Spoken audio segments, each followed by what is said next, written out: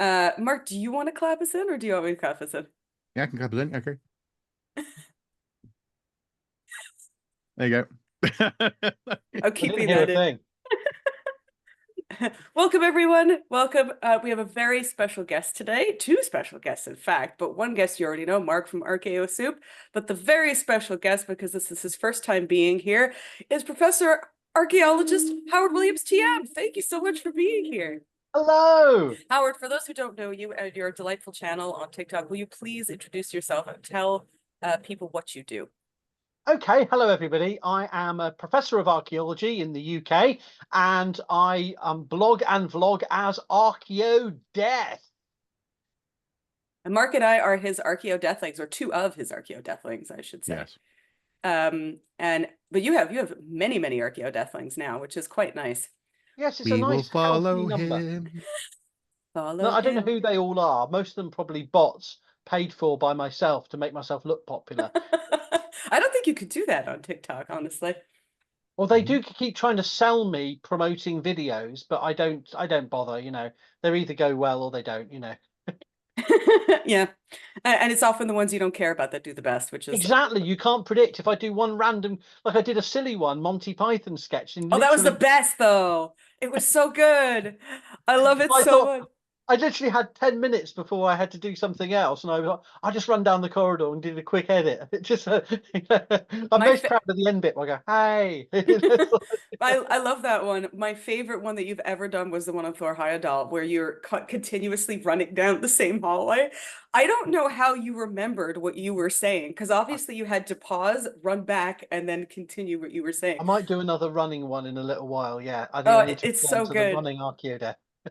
I love it because you just like randomly started jogging, and then after a while, you just like ripping through the hallway.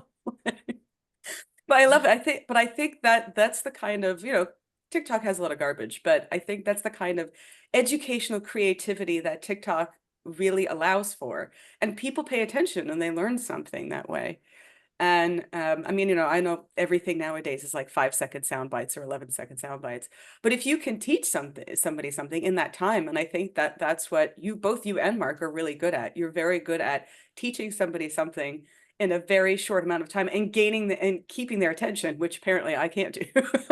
I can't keep attention too long because It 30 seems a seconds is too lottery, and long. you do great content, and it's people will find you. That's what I always say about social media. It's not about numbers of followers, or numbers of interaction. It's about having your niche and keep going with it. I think that's my view. I don't really. I don't, it's nice to have followers, but equally, I don't pin anything on it. It's just about being able to share an expertise so people know where to go if they at a particular moment want something on something. I think that's really Mm, important for academics and mm, generally learned boffins of all nerdy types. And I think hmm I think that's how I found you eventually, like a year ago. I think I was looking for something specifically about Pictish archaeology, and lo and behold, you have a whole playlist on Pictish archaeology. So that's what we're going to be talking about today, specifically Norse, Saxon, and Pictish archaeology. A little bit about their history also. Yeah, Mark has decided to keep a scoreboard, so we'll see how many questions we we can no get through. pressure. No pressure at all. Absolutely not. So question the first. I think this is a really important, let's just get established because I think this is something that a lot of people do ask. And I think it's important to understand what this word means. So what did the Vikings call themselves? Is Vikingr just a verb or is it a noun? My favorite definition of this that is given in one dictionary that I have is opportunistic seafaring adventurer. So- Well, that's a nice one. I yeah, like that. yeah. Do you want to go first, Mark, or shall I have a stab? Um, this is the problem, you see, is that you are the professor here. So I think I would say when I was working at the Orvik Center, we would say that to go Vikingr was an activity. Some people say it's a profession. I'm not sure you could qualify it as a job per se. Um, and we would call people Norse, generally speaking. But also I think that encapsulates a linguistic and cultural block really as well, and a series of associations. So I'm intrigued to hear more. Okay, so this is a topic I've addressed on my TikTok, and some of my most popular videos have been about the names people use for themselves in the early Middle Ages, the Anglo-Saxons, the Vikings. For the Viking term, we have to remember this is largely, in modern use, a construction of the 19th, 20th, and 21st centuries. That our Mm, term Vikings, Viking Age, Viking World, Vikings is used very loosely, broadly in the modern world, but people want to know what did the Vikings call themselves. So we, most of the time, I think people would refer to themselves by their kin group, by mm, their geographical, regional place of origin when they needed to describe where they were from other people. The term Vikings would have been perhaps more restricted, and as we've heard, would have referred to seafaring venturers. And I mm, think we see a lot of misinformation and confusion over this because the term evolved. And we're not really sure how common or how widely it was used in the early Middle Ages itself. But we do think that the consensus is that it refers to seagoing raiders or traders. And what I always try to explain on TikTok to TikTok audiences is that it's not an ethnicity or a race or a single culture, that we all agree, but some people get confused on that point.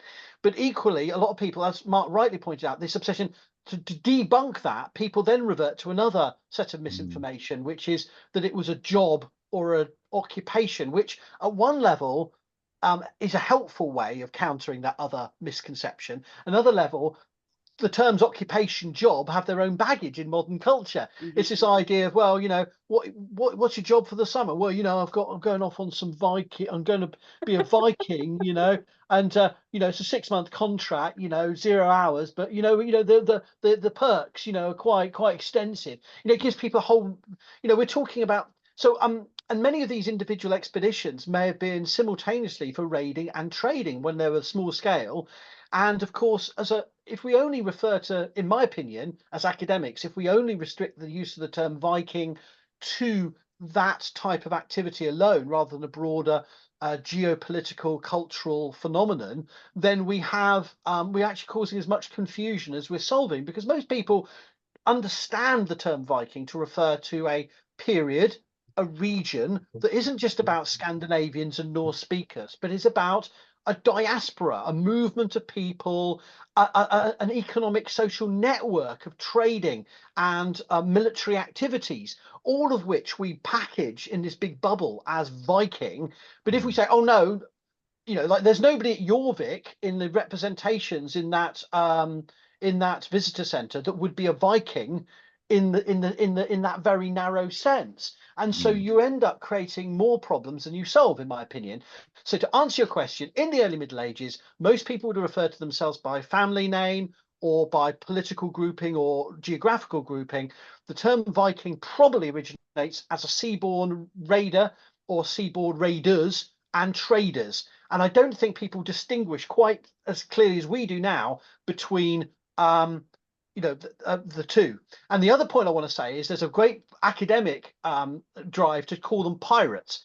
And again, yeah. this is another term that is absolutely academics digging their own grave for themselves, or creating problems for us to mess up, us more public facing scholars to then pick up the pieces of. Because pirates, while it does give you that sense of not only seaborne, but based on deliberate strategies of exploitation and raiding. There's a lot of parallels with other periods and places from the modern day. That there's a whole series of racialized ethnic baggage with the term pirates. In the modern world, we tend to think of Somalia. We tend to think of that has its connotations. In terms of Disney, we have our Jack Sparrow images, and in some ways there's a positive conversations to be had there of educating people and saying, oh yeah, Vikings were a bit like pirates, and you go, oh, what do you mean by that? And then you can have a conversation. But it's one of those labels I think is actually more of a hindrance than a help.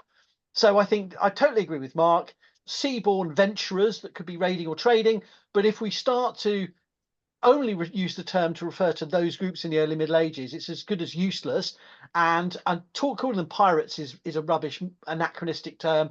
And I prefer to talk about the Vikings in the modern sense as a broader socio-economic network and a political set of phenomena that spanned Scandinavia all the way to the Russian and Ukrainian river systems and beyond, and across the North Atlantic and to the, down the west coast of Europe. So we've got those overlapping significances in the modern day. So for those who don't know, who would you group into the group of Viking? Well, I mean, if you do, this is the thing, almost every academic book will use it as a book title and then immediately in the introduction explain that's not what we're talking about. So the Vikings, the Viking world, and they'll always have a section. Some of them are better than others. I was a bit despairing of a It's the same with Celts, actually, isn't it? Yeah, yeah. Always, the No, opening Celts. paragraph is always, well, we're going to use this word, but yeah. So in many ways, if you're talking about the Viking period, then you can talk about almost anybody as being part of the Viking world. You can talk about Arabs, the Caliphate.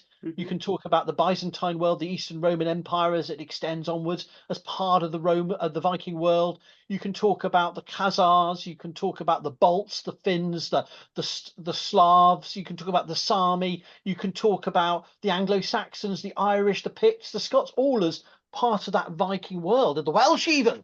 Although the Cambro Norse is a term that occasionally rears its ugly head in the literature, referring to the interactions of Wales with the Viking world, particularly around the crinkly edge bits. But my point is, almost everywhere you talk about the Franks, Spain, Brittany.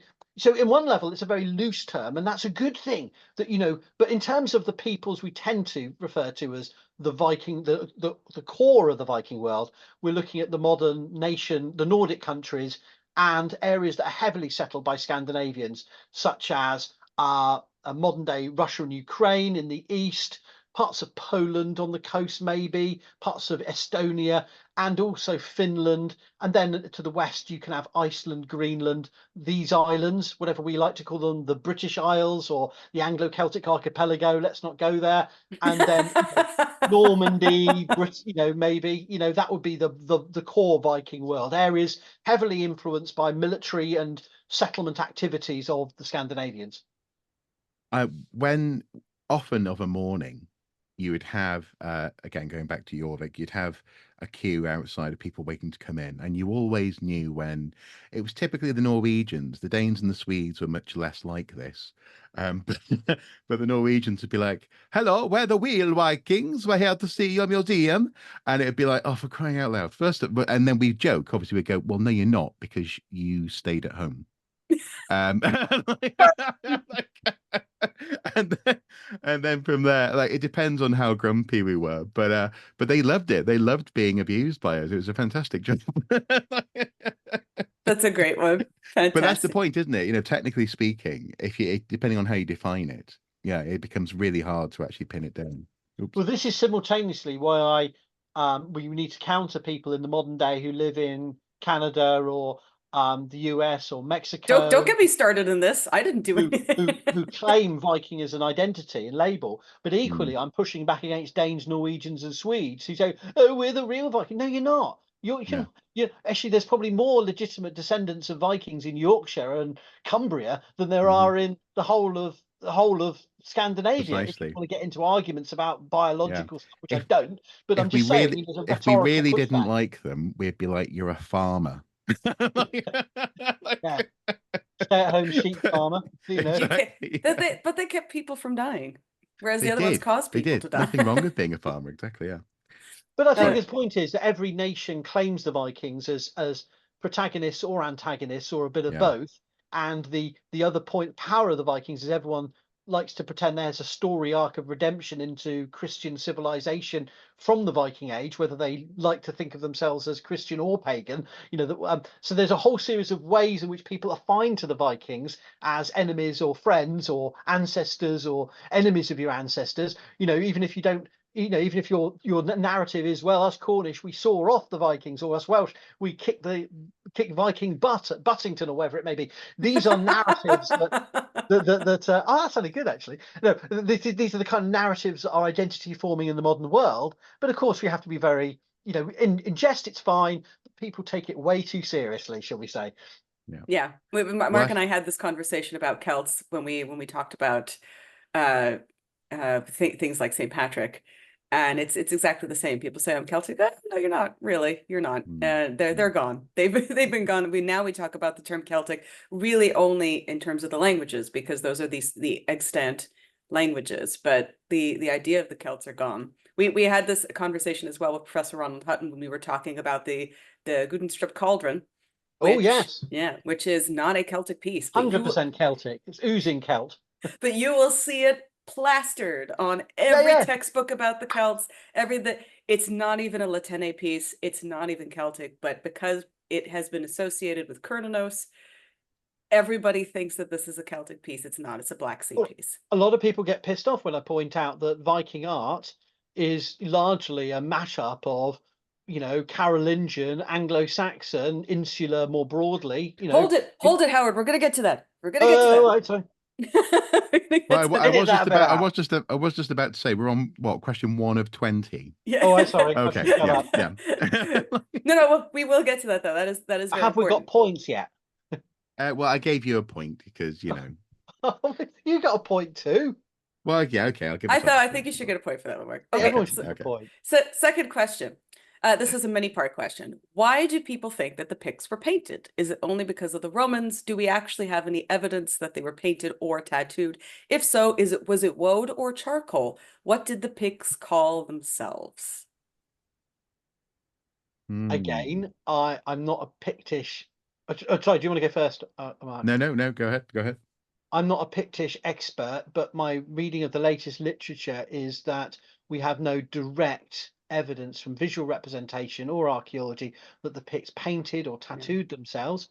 Tattooing traditions are widespread in many cultures. Painting bodies at different times is not unknown, but we don't really know from archaeological sources. The only sources of naming we have from the contemporary period are that they're called the Picts by the Romans, and that this could be a accurate ethnographic description of that nobody else did it and these people did, so we'll call them the painted ones. Or it could be a much more looser or random nickname that was picked up as this is like I'm in bad company here. I'm doing it without even thinking.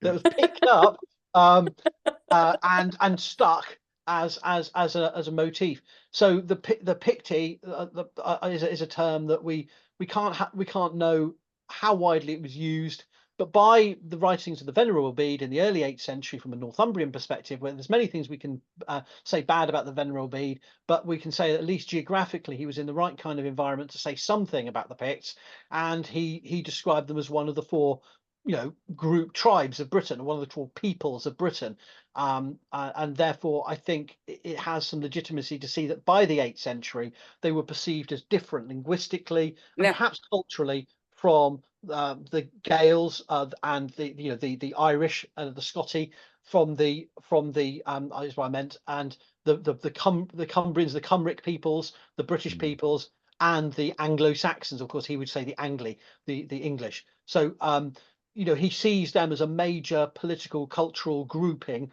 to his north. We don't know what they called themselves. Obviously there's various polities and local groups whose names come and go in our sources, but I don't think for many of these early medieval peoples, we don't know what they called themselves. Eumenius was the first person who wrote the word Pict in I think it was 297 AD. There we go, 297 AD. It's the very end of the 3rd century. Yeah. And it really just is the Greek for picture. That's about it. Foster in 1996, he wrote that much ink has been spilt over what the ancient writers meant by the Picts, as you said. So as you said, it's a generic term for people of the north. That's about it. The Caesar was the one who first mentioned vitrum as them like using vitrum or woad on themselves. But I mean, there were upper class Romans talked about how Roman soldiers were tattooed and how this was the thing that upper class Roman society did not do. And even Vegetius in his Epitoma talks about how Romans adopted the practice of tattooing around the time for themselves. We don't know if this is something that the army did to themselves or if this is something that was done to soldiers to keep them from deserting. So this way they would be able to know who deserted. But it turns woad being used Probably I didn't not. really answer that. I mean, why not? But no, we don't know. Yeah, we But have it's no become idea. a thing, hasn't it? Yeah. I mean, Yeah, a well, lot of ink has been spilt on tattooing and painting. Yeah. Hmm. That's Well, why I put it in there.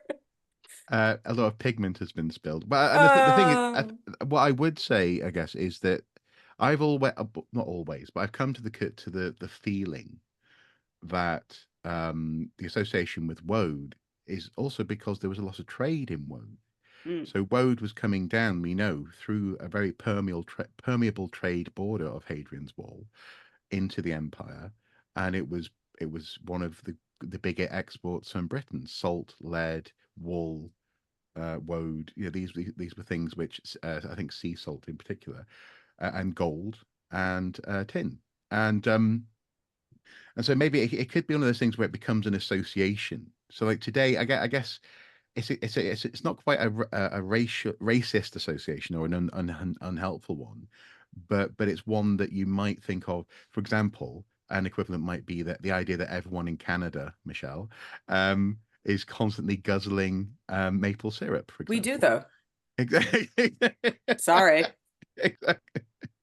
And I that mean, maybe, it's often said that all roads lead to Rome. So oh God, and this is what it's like. This is what it's like, for you. I'm so sorry, This is what Michelle. archaeologists really do all day when they're not in the pit. They just go, Yeah, how can we imagine make the the pain of my students having to listen to this yeah, rubbish. yeah, That's yeah. How okay. can They we, get a degree at the end of it. I subject myself to the Some of them pass, structure. yeah, how can we hurt people?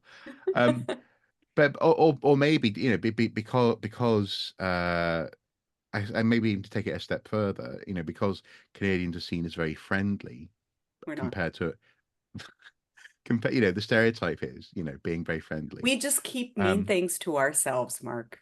exactly. That's the British for polite. That's That's where we get it from. but these associations can be sort of mixed up together, and then in your head you come up with this idea of a Mountie. You could argue that that's some sort of polite warrior, stereotype, I think a and lot of that has to you do know, with Dudley Do Right. And yes, yeah. yeah, but again, I did in that sense, a lot of it might have to do with with your man writing it down at the end of the third century. So Hmm. it's I find it interesting that if it's and the what I find more interesting, not to ramble on, is how it relates to modern Scotland. Though an awful lot of people rush to buy into this idea of being, and we've talked about this previously in terms of Celticism, but this idea of being almost anti-civilized. So not that you're not civilized, but a bit like an anti-hero. You're not English. Hmm. You're anti-civilized, and I don't think that's necessarily healthy actually for you. What do you Be- mean? What do you mean? If people didn't wear woad in Braveheart times? no, exactly, and so I think Picts and Pictishness has a lot of modern psychological implications, definitely. Mm. So third question. Can you please talk about the Frank's casket? What was it for? Who made it? And what is in it? Oh, because I failed and it's still in my drafts, which then when I reinstalled TikTok has been omitted. So you did ask me about this. Hmm. I Hmm. think you did, and I failed to give you a video. Shame on me. So you finally get me on this. Okay. So the Frank's casket is called the Frank's casket because of the mid-19th century creator of the British Museum, Augustus W. Franks, if I remember his name right. And he acquired it from France, but it's nothing to do with the Franks. So Mm. it is a whalebone casket, or dating, I think it'd be fair to say, to the 8th century. I don't want to be pinned down too much on that. To the 8th century. So in England, we'd call that the Middle Anglo-Saxon period. So it's before the Viking Age, at a time where there are Christian kingdoms and who have a literate clergy and monks and monasteries, minster churches. We have far-flung trading contacts, and it fits into that world of territorial kingdoms, what's often cringeworthily called the heptarchy of 7 kingdoms. But the big ones include Wessex, Mercia, and Northumbria, right? So it's from that time of the Christian Anglo-Saxon kingdoms before the Viking Age. And it is thought may have been actually a special box gifted to royalty as a relic to contain reliquaries. So it may have been a box to contain holy relics that have now been lost. And it's famous because its panels depict a range of different, really amazing, some of them unique scenes that pertain to classical mythology and history, or biblical history, as part of that too, and scenes that have been crudely called of Germanic origin or Germanic origin myths or stories. And of course, the most famous ones are the sacking of Jerusalem is depicted. On the back, I Romulus think. Pardon? On the back, I think. Yes. Yeah. And you also have a scene that seems to depict a really sort of juxtaposition of the adoration of the Magi, of the three wise men or kings, bringing gifts to the Christ child in the manger in modern parlance, and next to it you've got the giving of cursed gifts of the Germanic hero, anti-hero, I think more like Smith, Wayland, making jewels from the bones of the slain king's sons and intoxicating and seducing the king's daughter. And so you have this really evocative, and it's often seen as a blending of cultures. I think that's a really I won't get into the reason why that's wrong, but it's showing a world that is intact. It's drawing on that Christian and Roman past, as well as connecting into stories of the northern world more broadly. And clearly, in an elite Christian world, these pagan stories were clearly, well known and part of the martial aristocratic ideology and storytelling culture the kings would understand alongside those Christian and Roman sources. So it's an object that's famous because it shows that blending and an interaction of Middle Anglo-Saxon England's kingdoms with these many inherited and living traditions. I think that's the simplest way of describing this monument, but this object. But the other thing is, it's not just made from any kind of material; it's made from whalebone. So it's and it has upon it old English runes that describe the and Latin runes. Sorry, doesn't it? I'm getting wrong. Yes, Sorry, it I'm has getting Latin wrong. on it. Yes. Describe its origins as a first-person object. It's a speaking object, so it describes itself as being made of a sea monster's bones. So it's a really evocative object. It's one of these speaking objects of the early Middle Ages that tells you, as a reader or if someone's reading it out, it tells you of whence it came. So, and if it was intended to contain holy relics of some form, and there's been various speculations of what it may have contained, and it was being given as a gift, there's a double power to the fact that it was made from the bones of a sea monster, from a whale, that it was actually, and it's telling you that's part of this gift. The gift giving is such an integral part of the scenes upon it. So it's a really amazing object, and I can't expound much further than that from memory. But I think it's a really amazing object. It's on display in the British Museum. So it's one of the key prized objects of the British Museum that isn't looted in the same way as many objects. And it is a really fantastic object if you're in London and you can get to see it. There's a wonderful copy here in the Great North Museum in Newcastle, which is where I first saw it. And one of my favorite things about it, whenever so a couple of times now I've taken small school groups through the museum and we've stopped and looked at it, is that with a basic sort of Frisian rune set, you can actually read where the Magi are labeled MAGI on the front of the box. It's actually quite cool. And That's amazing.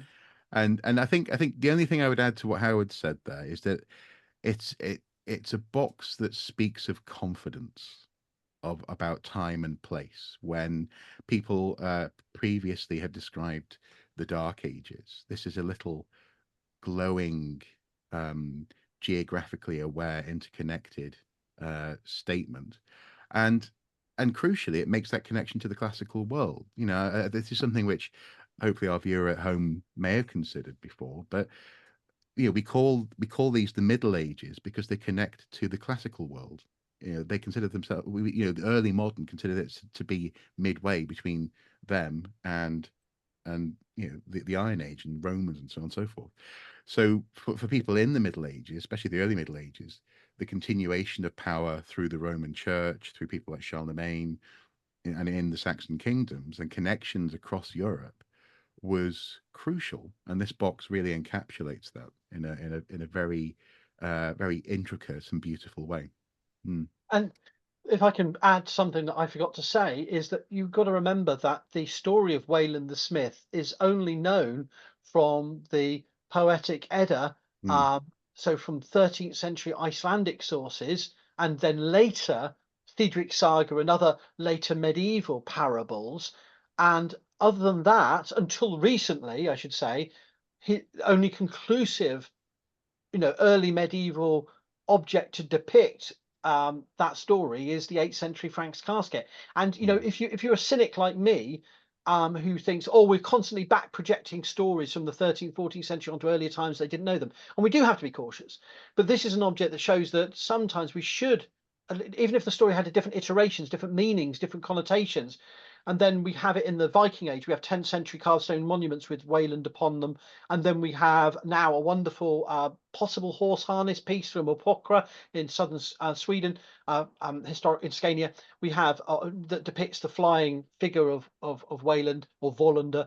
We have at least, it really, what's amazing about the object is it not only shows us the later perpetuation of biblical and Roman legendary sources, but it shows we can push back these sources otherwise we only know about from over half a millennium later. Mm. Mm. Yeah, And of course, that is really amazing. It is really important to have that. I mean, a lot of people take the sagas as gospel, and we have to remember that they're written hundreds of years after the any kind of event that they're mentioned that actually took place. And they're also Christianized as well. So we have to keep that in mind. Mark, you were going to say something? I was going to say something very silly. I was just going to say, then of course now we have Scandi Noir and Valander. I was gonna go on about Kenneth Branagh, but then I thought, no, don't do it, Howard. No. Leave that one. No. Skipping ahead. Yeah, Next question. If we have the Irmunbu helmet, why do you think we don't have any other Viking helmets intact? We do. Which ones? There's one in North Yorkshire. I Called? have featured this. I forgot what it's called, but for a long time it was thought of as being a Victorian stage prop. Yeah, so bad. And actually one of my close mentors, Chris Capel, was the person to do the study on it. Wow. And he's established that this was iron that had been produced in the right time period, and it may well have been repaired and bits, so on and so forth over time. But actually, it is the second confirmed Viking Age helmet, which is, in that sense, it's like Buzz Aldrin. It's not, it's not the name that people are going to remember. But the thing I find most interesting about it, because obviously you have the image of gleaming, polished helmets from stories like Beowulf, and this idea that things are, in that story in particular, it's highlighted specifically when treasure hasn't been looked after because it's not shining. So this idea is that you look after the material that is made of metal that's in your possession. And in the case of the Irmunbu helmet, we have this sort of it's like a spangle helm, so that you got these sort of eyeglasses almost impression. But the one in the museum in North Yorkshire is ugly. It's ugly as sin, and that's the point. I think it really shows that there are different levels of helmet. Yes. There are different use cases. There are different abilities to repair and to upkeep your gear. Yes. But also the reason why we only have two, as far as my opinion anyway, is that it's metal. Metal is useful, and it can be used to turn into a farming implement if you're on hard times. It can be turned into a chandelier and then turned into a fork. So it's it's interesting, and if nothing else, I've been reminded now that I need to share my Frank's casket and the second Viking helmet videos on TikTok. But anyway, so Howard, I didn't mean to dive in there ahead of you. No. Um, I want to put some context because Mark has already eloquently from the whole Viking world. We only have 2 helmets, and that seems really shocking. And if you were going to you're going to say without any context, that shows that Vikings didn't wear many helmets, right? mm, But I think you've got to remember, firstly, this was a culture of reuse, like and recycling. It was a society where higher status items would be curated. So you melt them down or you keep them and just hand them down. And the other thing people forget about Viking burial practice, which is the only context where we get one of the main contexts where we get a lot of weaponry, is it was just because we find stuff in those graves doesn't mean they were dressing people as in life. And I think mm, some of the more prized objects, like various types of armor, would not going into these graves. So the funerals are selective processes, and a lot of those items are being taken else. Another kind of funerary recycling. So there's the mm, recycling in life, but there's also recycling in death. That things are being brought back. Remember that many of these societies are cremating their dead. Many of these communities are using burning the dead. And despite it being a bit of a trope that is we can debunk, people may have even been burning on water in some circumstances, but mm. mainly on land. And in when therefore we're losing a lot. We probably have more bits of helmet, but we just haven't identified them. And Yeah. particularly if the helmet is becoming more practical and most helmets are like the Yarm helmet rather than the Yermanbu or Germanbu helmet, Yeah. then we're in a fragmentary state.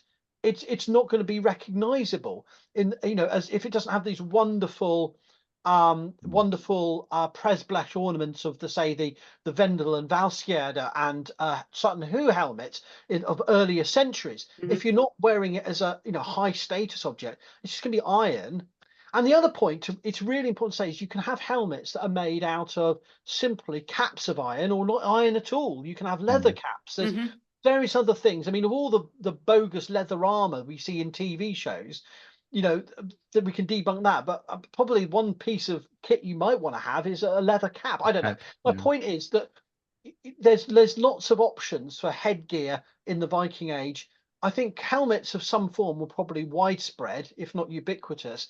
It's just that very few survive because our archaeological record is very selective. Both the choices of past people about where and how to discard things, and then how things survive. Mm. It's the Preston Park Museum Hmm. near in Teesside, actually. Sorry, so Stockton on Tees, and yes, it's the arm helmet. So we actually once, just by happenstance, were driving past it on the way home, and I went, "Ah, we need to go and see it." So we went to see the helmet, and it's the fact that that bits of it are definitely missing. So there were sort of plates on the back where you can see a sort of central band that was holding the plates in place. And one of the questions there is whether or not actually what you have there is something that's become a source of metal, and plates could be taken off to maybe patch up a bucket, not a bucket, but patch up a hole in something, maybe rivet something on. So yeah, it's interesting how um they seem to run that gamut, don't they, Howard, between being prestige items, but also when it comes down to it, hardware that can and could and should be reused if And I necessary. think we have to remember 2 other pieces of potential misinformation for people.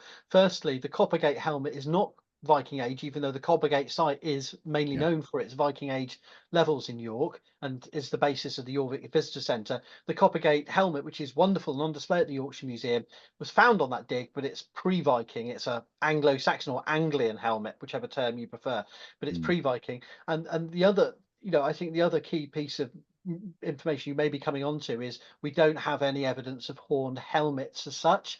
That's basically based on historic fiction illustrations and opera props from the 19th Mhm. century. We've got that. So it's important to say that there are probably many different kinds of headgear.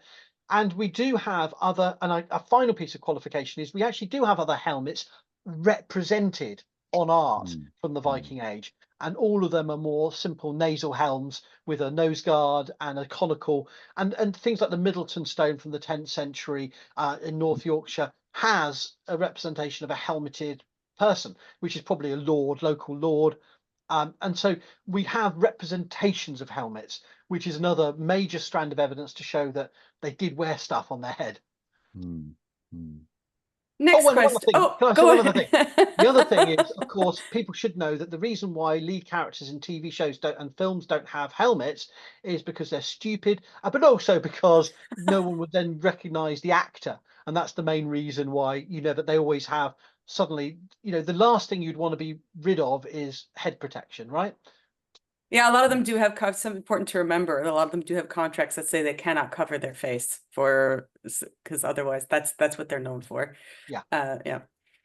Which you would know if you brought your son, Howard, if your son was with you I today. know, little Grogu. Poor Grogu. It's okay. He's probably sitting on off his dike by now. He's off exploring, eating frogs. So, who discovered the Lewis chessmen? Are they really Viking if they were found in Scotland and date to the 12th century? Uh, a cow, I do believe, discovered the Lewis chessmen. I forgot that actually, so Uh, I don't need a point for that. I admit to not having a point because I would have forgotten that. I uh, knew they're found on a beach, but in Yeah. Lewis, uh, but I didn't know it was a cow that was I behind it. seem to recall it was a cow. Or is that a legend, Mark? It's probably a legend, Michelle. I don't know if you saw this, but the other day, Michelle is often schooling us all in etymology, obviously. And I wrote, "I do love to learn, but will I ever?" And it's basically where I'm at with the cow. No, yeah. So, and I think they count. In so much as I mean, lots of work has been done on them. In so some people think now that they may represent named individuals, and so on and so forth, and the stereotype of the sort of the biting the shield, but in other ways, the shield shapes and so on and so forth evoke something that's not classically what you might think of as being, um, you Scandinavian Iron Age. So I think they count in the same way that. Again, this is just a thought. I don't know to what extent I'm about to be sort of shouted down. Ah! They count as an extension in that sense of motifs of culture, maybe an echo possibly. But were it not for these ideas and these stories, then they probably wouldn't exist in the way that they do. I don't know. Is that maybe I'm being too fudgy here, possibly. What do you think, Howard? Well, I must admit, I've never thought about this. I forgot about the origins. I knew they were discovered on a beach, and I thought local people, obviously, like many archaeological finds, local people were the people that found them. But I Hmm. couldn't remember any of the details, so I remain skeptical about the bovine dimension and just say local people found them. You And weren't it's there, man. You weren't. you know, and that it was a good example of how so many of our archaeological finds rely on Hmm, reliable, responsible reporting. hmm, Obviously, but that's I can't remember the details. But the other point I would say is no, they don't count, and we've made them count by being obsessed by putting them in books about the Viking Age, yeah. and they count in the sense, but they do count.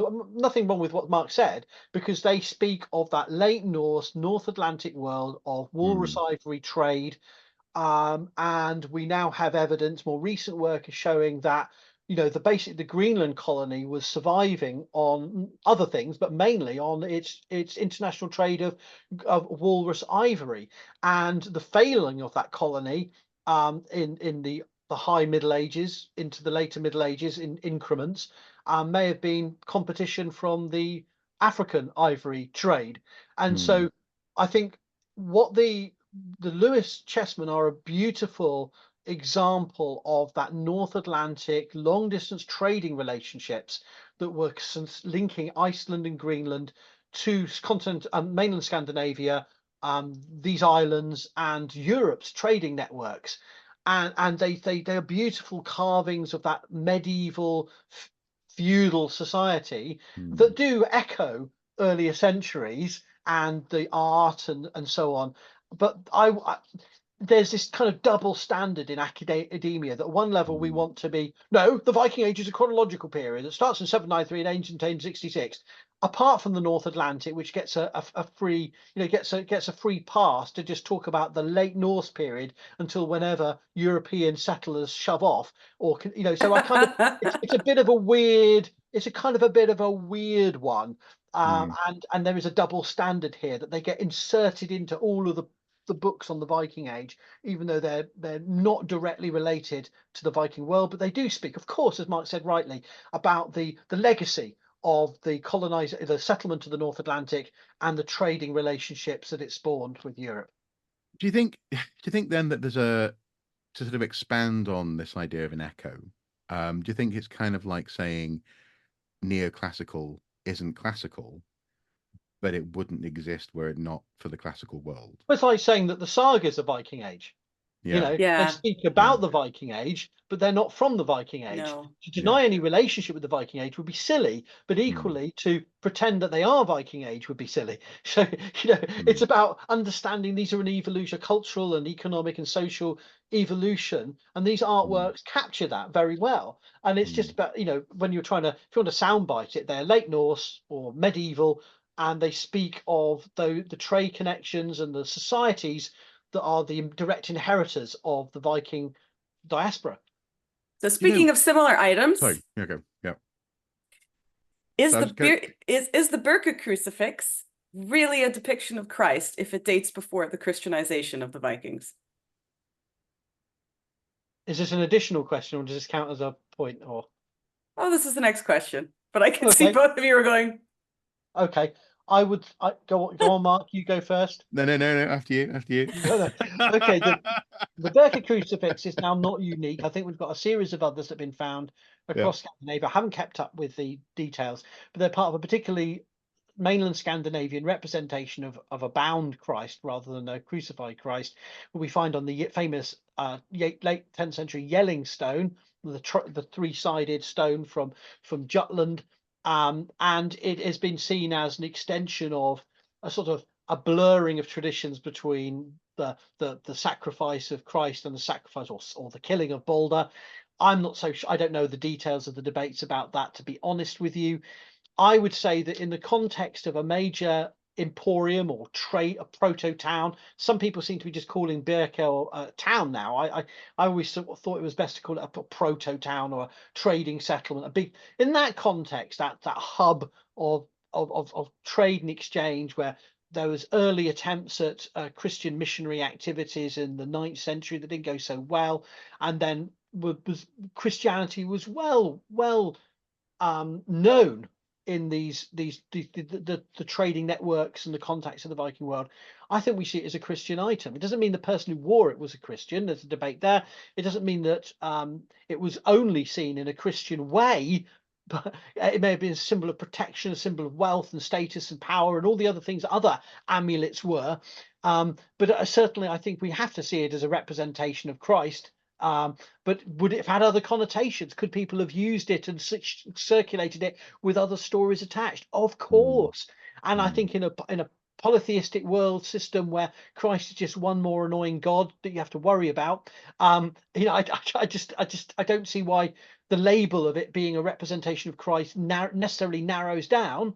And likewise, I have strong opinions that we're fixated because of the label of calling Thor's hammer pendants or Thor hammer rings or representations of Thor's hammer, as if that was the only possible inference of hammers in the Viking Age, and that Thor's hammer had only one single meaning within those stories. So I think we have to be aware these symbols are circulating, they're being worn as personal items. I don't think they were just badges of faith. Look at me, I'm a bit of a Christian. Look at me, I'm a Thor.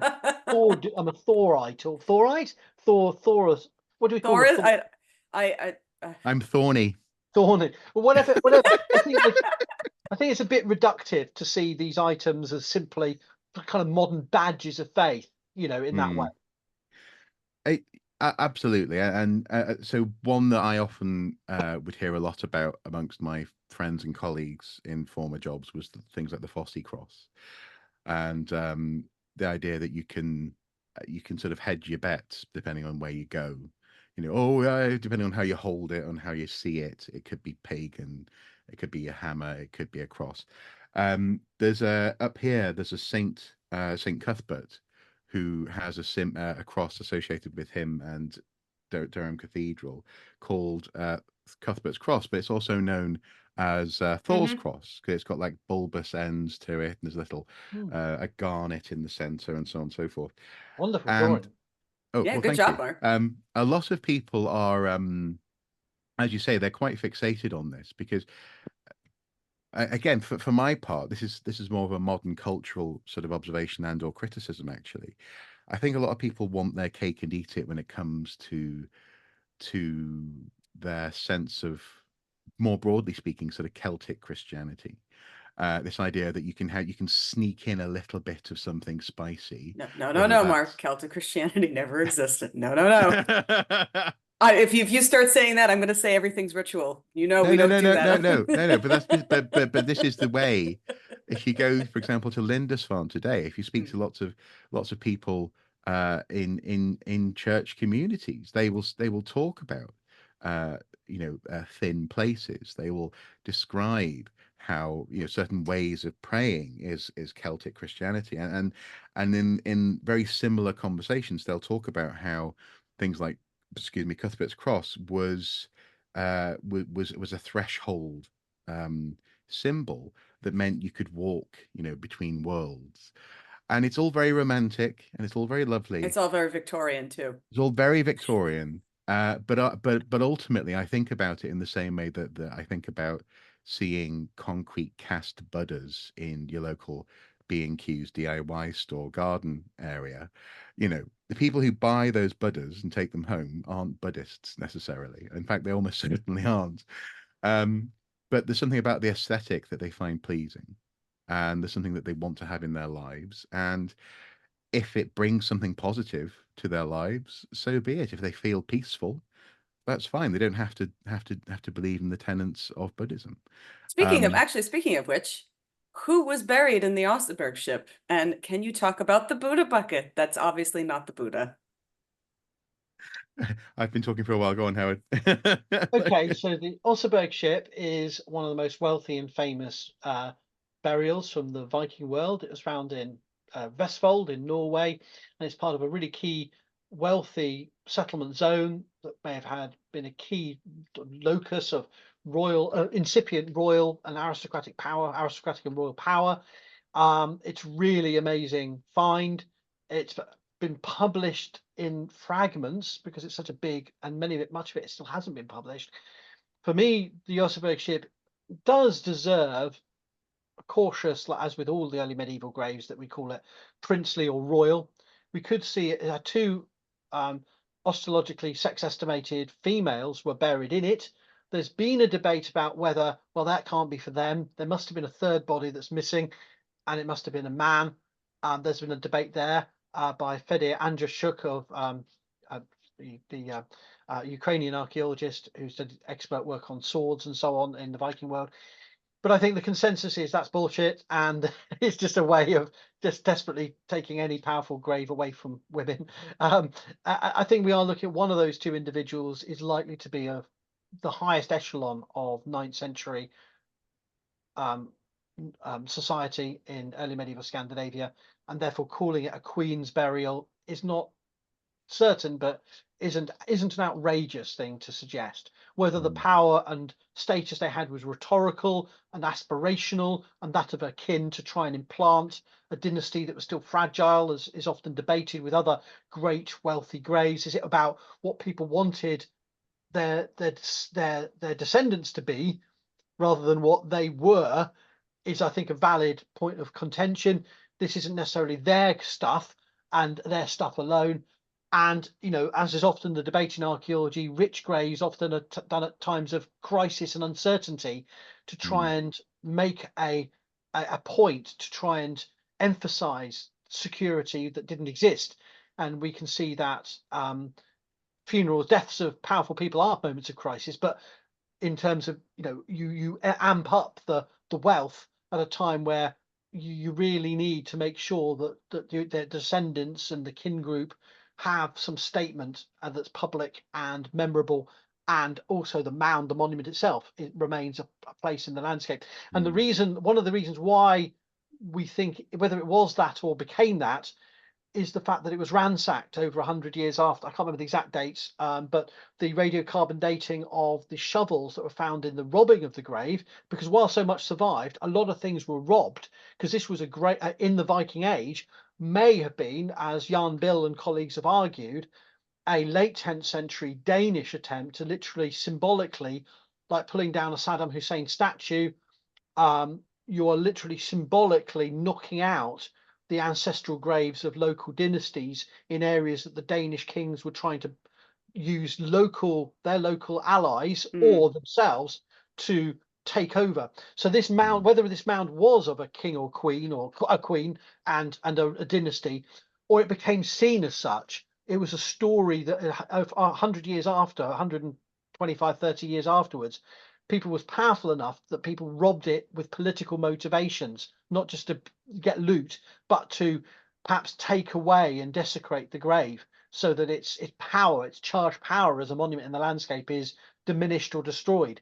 So it's desecrated, in other words. And so I think it's a really amazing monument for its building, its construction in the early 9th century. But then 150 years later, I think it's more 150 years later, it's taken out of the game, so to speak. It's as a local symbol of power and the memories associated with it, or at least they attempt to, by robbers systematically breaking into it, which was a major endeavor. You can't just secretly sneak into a burial mound, unlike what the thief in the Old English poem Beowulf tries to do with the dragon. You really have to do systematic large-scale earth moving to get into these mounds. So it would have been a weeks-long occupation. Yeah, they didn't have diggers like we do today. They didn't have, dump Yeah. trucks and things. So this would have been you couldn't have done this in secret. This would have been a major moment for that landscape and the people living in it, seeing the shame or ignominy of seeing that barrow,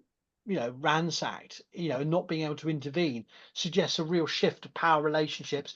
Or if you want to make it about local people did, for whatever reasons, decided that was no longer the thing. You could make up a Christian motive for it and imagine some, like a lot of the last film I saw had a Athelstan pulling down the devil's stones because they're a Christian, they're pagan, pull that and make the king of the Cumbrians watch because it was his ancestors that did it. I love that. That's ludicrous. But you can make it about Christians trying to pull down the devils, but I think it's more likely to be a political gesture by societies that agree that wealthy graves beneath barrows were powerful, enduring symbols of hierarchy, ancestry, and identity. Kind of like the way that I mean, you compared it to something like attacking a statue, but I guess the consensus aspect is more similar to the way that things like Soviet statuary were moved to particular places, weren't they, in former Soviet cities? So you have this sense of we don't do this anymore, or in that case, we don't respect this person or the story around this place anymore. So we're going to permit this, essentially, as you say, a big undertaking of getting in there and taking something symbolic or otherwise.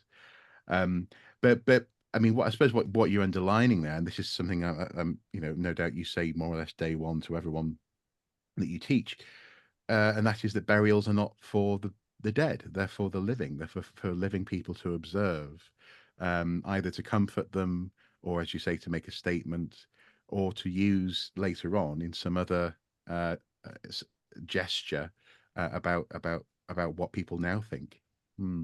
It's one of the most. It's actually Viking Age archaeology is one of the last gasp bolt holes of the unashamed believers in the archaeological world that the dead were buried with personal possessions. And I'm still shocked to find, particularly Scandinavian archaeologists, even as recently as the BJ581 discovery of 2017, still peddling that nonsense, that we are looking at snapshot moments where people were given, what did he want? Well, he liked this sword. And, I'm still alive. Shut up. I never liked it. Be quiet. The Monty Python stuff. But they actually believe these are objects that are of that person, that they're dressing the person, with their Sunday best, and that, or they actually just fell over into the grave. you know. And Speaking of which, though, unfortunately, now I'm kind of sorry to ask this question. Is who was interred in the Pritwell Anglo-Saxon princely burial? Why is he buried with Christian imagery before St. Augustine was supposedly have thought to brought Christianity to the Anglo-Saxons? yeah, this is a really great question. You, Thanks, Mark? it's mine, Howard. And you can keep it. Yeah, I write them all myself. To be honest, I am not. I know of it, but I'm not intimately familiar with it. So you go ahead, Howard. Okay, so you get a 0. Can I just confirm that? You've got a Yeah, 0. I get a 0. Yeah. Well, I don't. Yes, I'm You ahead. can't. No, no. Well, you can't get a 0. You can't get a 0. Unless you. I mean, I could write down 0 if you want, if that makes you You're feel the better. scorekeeper. Yeah, but I mean, like, you can't add nothing. Oh, I I thought you were believe doing you. tallies. I thought you were doing a long list of. Yeah, he's doing Yeah. tally. Okay. Anyway, Yeah. Okay, so the Prittlewell Prince is an amazing discovery. Museum of London Archaeological Services, ahead of road construction, unexpected find, a well-known cemetery. Thank you. Well-known cemetery in Prittlewell, just outside Southend-on-Sea in Essex. They knew the cemetery from the 19th century due to railway construction, finding a big late 5th, 6th century cemetery. So it was known to be a site where there were furnished burials, mainly inhumations with different items of weaponry and clothing. So we knew there was a cemetery there, but they didn't expect to literally find in the small section they were excavating a chamber burial, because these are a rare, short-lived phenomenon of the late 6th and early 7th century in England, best known of which is Sutton Hoo, multiple burials at Sutton Hoo, but most often found in isolation, like one. But the Prittlewell chamber grave was found as part of a community cemetery that may have been generations old. And whoever was buried there was buried, the investment in that grave was phenomenal. They sunk a chamber and furnished it with not only feasting gear, but home furnishings, including a folding stool, and weaponry. So there's a masculine associations, male gendered, if you like. I don't know, there's different terms you could use to make that point that gender isn't sex and sex isn't gender, but associated with a martial world. And there was probably a burial mound over the top, but that's long been leveled and lost over the centuries. So it's probably marked by a burial mound, and we don't know exactly how big, but there's been estimates. So it's a very wealthy grave, and it at one level it's one of those graves where we go, oh, it's burial with grave goods, like the later Oseberg ship or Sutton Hoo. They must be pagan possessions so they can go off to the afterlife. But of course, there are Christian associations in the grave, and one of the distinctive Christian iconographic elements is gold foil crosses that may have been placed over the face or eyes of the deceased, and shows it's really important because it not only shows Christian influence, and really important because the grave has now been dated before the mission, the official Christianization of the Kingdom of Kent and then subsequently Essex, to the far, I think, I can't remember exactly now, it's the last decade or the second to last decade of the 580s, 590s, if I remember. So it's pre-official Christian conversion. And these crosses, not only gold, they're high status, but they're showing connections with parts of southwest Germany where we have other burials with this tradition. So it shows that the elite of this pagan Anglo-Saxon kingdom that's coming to formation, the East Saxons in the late 6th century, had, as you'd expect, with their neighbours, long-distance trading contacts. They were exposed to the Frankish kingdoms, which were Christian already by about a century, but they hadn't formally converted to Christianity. And it therefore brings up all these questions about if the aristocracy are just trying to look a bit Christian or trying to bury their dead a bit Christian, why? Is it just a superficial window dressing? Or are we looking at societies that actually there's no such thing as pagan, there's no such thing as Christian, they're making it up as they go along, experimenting with funerary traditions and drawing a lot of continental practice. Our association and obsession is that these Anglo-Saxons migrated in a single generation or two in the early mid-5th century and stayed pagan for 100 years, and then suddenly, oh, I've heard of this Christianity. Have you heard of this Christianity? Well, there's monk off a boat. No, I'm not having that. And this kind of like, it's part of our colonial contact moment narratives that we have many actually in Britain. These contact, the Romans suddenly arrive in the, and then the Saxons invade, and we still have this contact invasion discourse, which plays into our anti-immigrant discourse about small boats. It's an invasion, and so this idea is about the 5th century. I'm going off on a random rant, aren't I? But it also affects how we think about these greys in the late 6th, early 7th century. These princely greys. Of course, they had contact with Christianity, for crying out loud. They were literally living a day and a half or 2 days row across the channel from a Christian kingdom that's been established, for a century. So why would they not? And so the question is, what's going on with this elite burial? Were they Christian? Were they a king of the East Saxons? Were they, and if so, were they a pagan king or a Christian king, or were they somewhere in bit of this, bit of that, bit of the other? We don't know for sure the identity, but I think we have to see it as a highest echelons of society, exposed to long distance ideas and cultural contacts across officially pagan worlds and Christian worlds.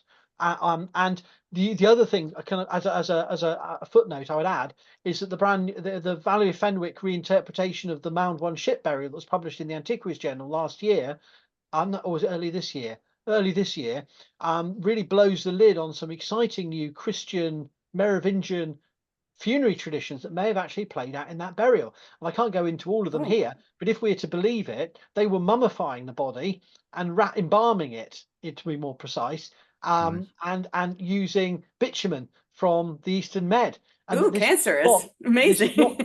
This isn't to do with maintaining the ship, but this was actually about makeshift embalming practices, as the Merovingian kings were doing, and maybe the East Angles, the neighbours of the Pictlewell princes, East Saxon kingdom, were also experimenting in kind of continental ways of dealing with the dead. So rather than some Germanic, Scandinavian, pagan world, they were actually really in a fully fluid world of Christian pagan kingdoms, all experimenting and playing off against each other. Fun times, fun issues. You mean Fantastic. just like people today? Oh, No, Mark, how dare you suggest that? No, but it's interesting. Actually, that bitumen and mummification idea is interesting because it's something obviously that later on popes would be interested in, and there was I think it's less current, less literal today, but there was a strong idea, wasn't there, in the medieval Roman Church that the incorruption of the body, not rotting, was not only preferable because it meant you'd have a better body in the whatever, in the new heaven and new earth, that the rapture, people popping up out of the ground, but also as well it was a sign of your moral status in life. So going back to St. Cuthbert, when they went to collect his bones to put in an ossuary and in a bone box, as was tradition, after a short period of time, well, a long enough period of time, he was found to be uncorrupted. So he was therefore, you couldn't part him out, you couldn't take his fingers off, and give them to other churches. But also, it was a sign that he was somehow not quite of this world. He was, holy. Yeah, So it is important to remember that the idea of the rapture is a Victorian invention, though. Yeah, but yeah, okay, but because there were various demonstrations of what bodily resurrection meant to Christians at different times, I think, and one of the things that's interesting in that context is this idea. I wonder whether, because obviously I think there's an element of that today in the US, isn't there, in the funerary industry, when you look at Ask a Mortician's YouTube channel. She really examines this standard for embalming, and I often find myself wondering, because it seems to be tied in its origins in this idea of having a body that's respected, and therefore might be able to somehow be used in whatever in at the end of times. And even today, politicians in certain states will say, oh, we respect our dead. That's why we're not going to, we're not going to cremate them or whatever. But I always wonder, would you, if you were that king, or if you're one of these people who's been embalmed, would you thank someone if you came back and you just Yeah, like filled exactly. with Absolutely. fluid, like, If somebody if somebody didn't like a create me and hole like there, I just showed up and like I was all juicy, be like, yeah. why did you do this What to did you me? do? Yeah, exactly. So next question. What are the Frankish and Anglo-Saxon claw beakers for? Oh, I don't know. Interesting. Is that another zero, Howard? You took the words right out of my mouth, right?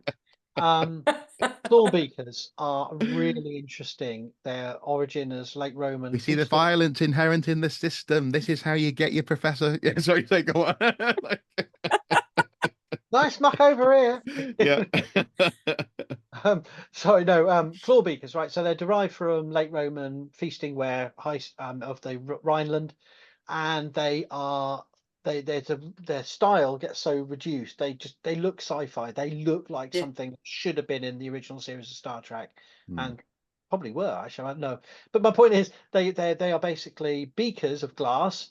They would have been high status. They are for drinking from, and presumably, although we now have more evidence of wine in Anglo-Saxon England than previously, ale, mead, they could have been used for a range of beverages. But the point is, they have distinctive sort of side claws which collect the drink in them, which does mean that as well as just a very striking form of high status drinking apparatus, they also encourage particular styles of holding and drinking, like other vessels that you cannot put down or you have to balance in a particular way. They encourage, they imply, their form implies a drinking culture where the upending of the vessel is an integral part of the drinking, whether fast drinking or slow drinking.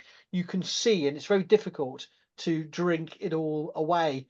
And so it's firstly it's fun to hold and watch the drink slosh between the bits of the claws, but also it serves as a visual way, a very prominent way, where you can see whether someone still has, unlike a horn, it's very clear you can see whether someone's still got a tiniest bit left in. So if you want to poison someone in the early Middle Ages, come on, drink up. I can see there's still stuff in there. No, much more likely it's about drinking etiquette, and we can only guess, but it probably relates to styles of drinking, public, feasting contexts, and therefore they became very popular in Kent and in other parts of the Anglo-Saxon world. But also, with the most fartherly north ones we have are from Valsieda in Sweden, were boat graves, and so they are exported out and emulated in Anglo-Saxon England, and then some of the more prestigious ones even make it up to southern Scandinavia and central Scandinavia. So yeah, they're very cool. I have a replica one which I occasionally quaff from. You don't drink from these things, you quaff, and that's the more. And it's an asterisk thing, isn't it? You have to quaff. But my point is, they are really distinctive, visible ways of drinking that may have been connected to particular local traditions of feasting. That's as far as I can think of. Here's a harder Okay. question. What are the three conical silver mounts covered with Pictish symbols from the Ninian Isle treasure? Oh, yes, I know this, but go on, Mark. I don't know it. I don't know either. So you can give me a I'll zero add a too, Mark. zero. Yeah, okay. I don't know know what these three, they're for those who don't know, they are three very specific small conical mounts, but they're very highly detailed. Right. Well, Interesting. I'm second guessing myself now. I was going to say these, you're referring to the sword chapes that may have been from Pictish silverwork and swords. So this is a probably very early Viking Age deposition in a chapel for protection of very late Pictish period silver. And you have a range of really amazing objects. I'm second guessing. They're not sword. They're something to do with swords, and if they're not sword pommels, they're sword shapes. I can't remember which bits you may be referring to as conical. No, that's But they're three sort of like they're three they call them mounds, really. I mean, they yeah, were discovered in the late 1950s in the Shetland yeah. Islands. Yeah, exactly. and they date to. That's exactly it. For Yeah, those those who guys. can't see, Mark is showing Yeah, it, so and they're they weren't what I was thinking of. I don't think they're the sword shapes for the scabbards, Mm. but they are. I would get as a guess they must be something to do with high status aristocratic bling, and my best guess would be something to do with there would be sword pommels, but I don't know. I'll have to check. I can't remember. They look like You give medieval me Madonna half a mark. boobs. yeah. Give me no marks for that. Yeah, then Madonna was there Yeah. voguing away in the Shetlands. The tassels have somehow rotted away Yeah, well, this happens. All Yeah. tassels all rot the away. time. It is an Ca- inevitable part of the Now nature of the there's a artificial record. paper. How many tassels have we lost? oh, Millions. Over yeah, countless. yeah, millions. But they're all in our hearts, Mark. Now they are. I'd never thought about it before, but now they're. Now I can't look at the early Middle Ages without thinking tassels on various Yeah. parts Yeah. of bodies. Well, Now you've ruined my life. yes, finally. Can you please speak a bit about the Kivik King's grave? Who is buried there, and what does it have to do with wolves? Oh, are you referring to the Bronze Age chamber burial in Sweden? That's a Bredoror, I think that's what it is. That's where it is. I visited it, and it is a late Bronze Age kist grave in a massive, huge cairn. It dates way before my period. I visited. It's amazing rock paintings. Well, rock art on it on the inside, depicting various ceremonial. In other words, we haven't got a bloody clue. We got Say the word, ceremonial Howard. Say the things. word. You know you want to say it. Ritual. Ritual. I can't remember the wolf connection at all, though. I'm sorry. I remember there's processions of weird figures. There's some academic study about Zero. zero. There's some academic study that's been done about the Half a figures and about 0.5. Yeah. So go on. and I've that heard of him. I've been there was a paper that was done about the figures that about it like possibly being a very early depiction of werewolves, etc. But we don't know. It's all Oh, speculation. It's speculation. okay. I must admit I didn't know that, so maybe I should get zero because that was a specific question you were asking. Here's another zero for you, Howard. Do Okay. you think the carved stone balls found at Orkney are related to the Roman dodecahedrons? If not, what do you think the Orkney balls were for? Why is the ball from Towie so special?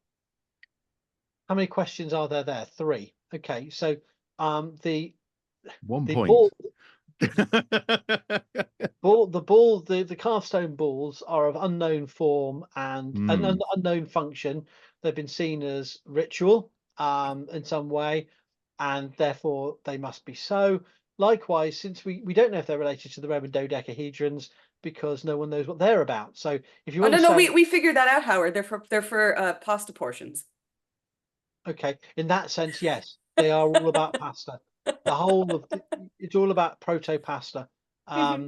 Yeah, so both When the moon hits your eye, that's a ball, eh? Yeah.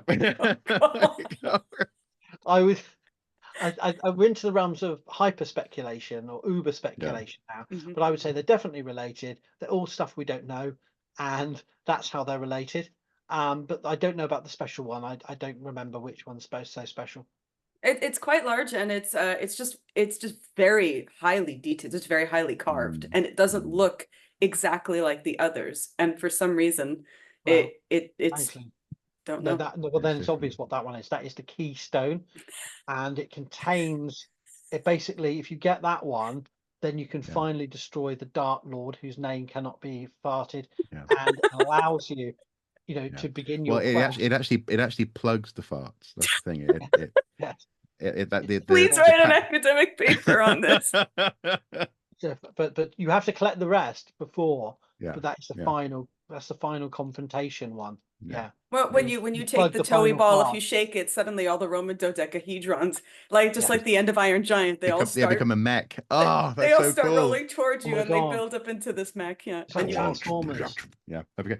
Although, interestingly, it reminds me of not all that, obviously, that nonsense, but the balls and the speculation reminds me of a visit to the Roald Dahl Museum in his hometown. Hmm. They have his office his writing room that used to be in a shed at the back of his garden. It's sort of perfectly preserved in there.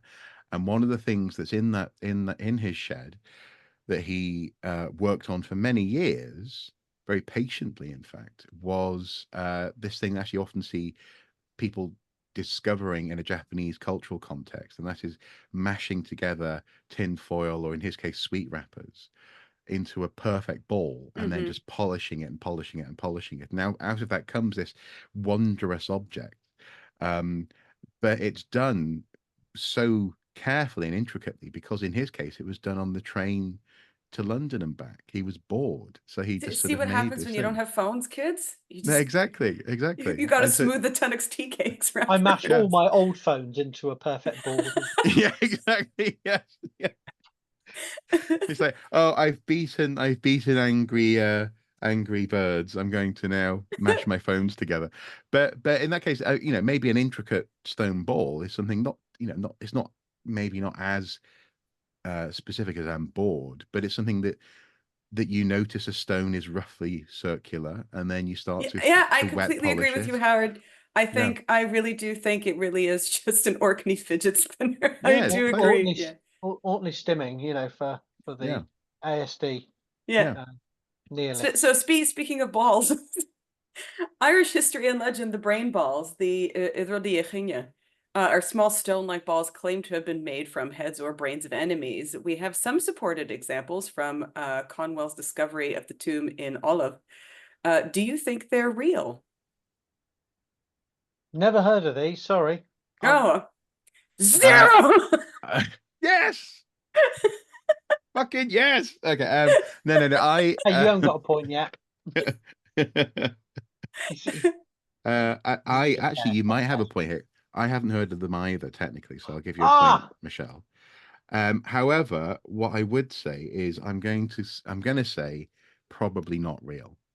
Um, yeah. just because of where they're found and what they purport to So be. basically, so basically, an archaeologist has done, an antiquarian did a dig at a site, a Neolithic site, and found Yeah. things linked to Irish mythology, and is going, and they're probably just natural stones, right? The natural occurring I actually pebbles. don't know if the ones that so it's the discovery of the tomb at Olafola, and I actually don't know if they're natural or not. I have no Well, it could idea. be natural and still significant culturally, of course, Yeah, but I mean, because I don't know enough about the history of discussion of that. Sorry. okay, so let's go back to the Vikings. So how many Viking funerals with the boat actually are there that we know of? Did they really fire arrows Yeah. into the boats, or is this Hollywood? Is this All of made up? them, Yeah. and those that are those who were buried unburnt were those where they were too drunk and they missed. No, we don't. I mean, this is a 1958 film, The Yeah. Vikings Yeah. motif, and I'm going to be talking about that on TikTok and my blog recently because, of course, the final series, thank Odin, of the Vikings spin-off, Vikings Is that the Valhalla, series has name? just aired. Hmm. Pardon? So I thought the series name was Thank Odin. Sorry, I wasn't. That wasn't a joke. I was being serious. Sorry. No, Yes, it's go on. called Vikings Valhalla. This is the Right. Yes. three Yeah. series spin-off of Vikings, and the final episode sees the death. Plot spoiler: Canute dies. Canute, and Canute is secretly given by Queen Emma a funeral like a Viking, in which he is set adrift in a longboat off the White Cliffs of Dover, and flaming arrows are fired into his ship. Oh boy. Right, but in the real funeral takes place at, wherever was Canute buried? Was it Winchester? I presume it was Winchester. I can't remember. But there's a church funeral for him, but in secret. In secret, Uh, Queen Emma goes up with one loyal retainer and fires the arrow to in the Viking tradition that we literally made up in 1958 to yeah. Yeah. honor his Yeah. So my point is, we're stuck with this obsession with flaming arrows. I wouldn't discount flaming arrows entirely as a military tactic. I think some people, I don't know the military stuff. Military boffins get really excited about these things. I don't, but they were setting fire ships as a strategy of breaking sea barriers, and we have a Hedeby fire ship, or most likely interpretation of a burnt ship in the harbour at Hedeby, which is most likely a ship set on fire to push into others. So, how would they like that? Well, they could have used flaming arrows. I don't think it's ludicrous, but I don't think they were setting alight funeral I pyres. just think, why would you waste an arrow that way? Exactly. Well, wait. I mean, come on. Wasting an arrow is one thing, but wasting. So I was once given a king's funeral. At Um, Jorvik? at Jorvik, yeah. I was one of it was the 2010 um Viking festival, and I was one of three people who were, it was the Battle of the Three Kings was going to be happening at the end of the thing. And so I spent, of all, of course, the irony is I spent a lot of time painting the shields for my own flipping funeral. So I had to make my own funeral. Well, would you Uh, trust it to somebody else? What if they're well, crap that's at true. That's painting? true. But I was really quite chuffed because I came up with the shadow and the highlight for the bosses. Oh yeah. Very nice. Oh yeah. Very nice. Arty. Um, anyway, one of our guys, I think his name was Richard, really wanted to be the person who set the Just like the English. ship alight. Yeah. um, and what happened was there was this fairly infamous reenactment group called Regia Anglorum, and they were involved with taking the battle to the vision to fruition. And what happened was on the day of, so our guy had been practicing. He was an archer anyway, but he'd been practicing. Um, and Regia Anglorum said this is the language they used, as if they were handing a note to Henry VIII in on a field in France or something. We will not take the field unless our archers light the ship.